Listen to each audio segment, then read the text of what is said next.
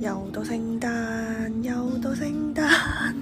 唔知大家會唔會同我一樣，一到年尾咧購物欲就特別旺盛啊！今日咧就會帶大家去行香港必去嘅購物勝地銅鑼灣，咁內含一啲咧聖誕季嘅購物 ideas， 都係我平時真係會去消費嘅地方。我覺得性價比咧都幾高嘅，大家記得 mark 實啦。俾大家睇我今日嘅 OOTD 先，係咪好有聖誕 feel 呢？我仲換咗呢個超級得意嘅小老虎手機殼，因為我係屬虎嘅。第一站呢，我哋就去咗 Sogo 先，呢度可以話係銅鑼灣必行嘅地方。地下同埋負一樓呢，就係化妝品專櫃啦。今個月呢，會有好多聖誕嘅優惠套裝，大家可以留意一下。跟住呢，帶大家去一個我成日喺 Sogo 行但係冇乜人知嘅地方。我也很希望是這種名牌專櫃，但是不好意思，我現在還是沒有錢逛的。希望有一天可以帶大家逛吧。我們要一直上，一直上。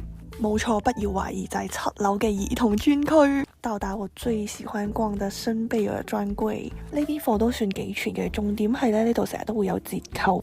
這個真的太萌啦，感覺很適合當聖誕節禮物。而且隔離呢，就係三麗鷗嘅專櫃。Oh my god！ 日本有啲買唔到嘅聖誕系列咧，呢度都可以買到。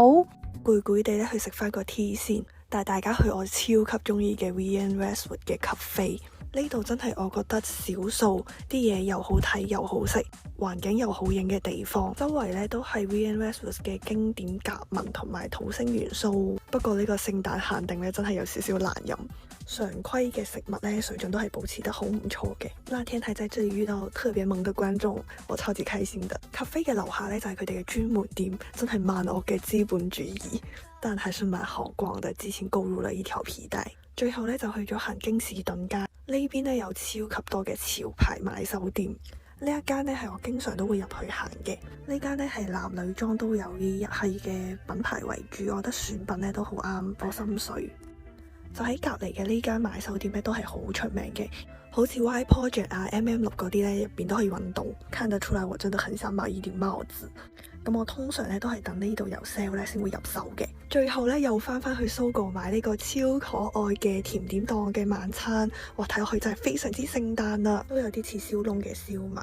每年就係到聖誕咧都會莫名其妙覺得好幸福。咁預祝大家聖誕快樂啦！我哋下次再見，拜拜。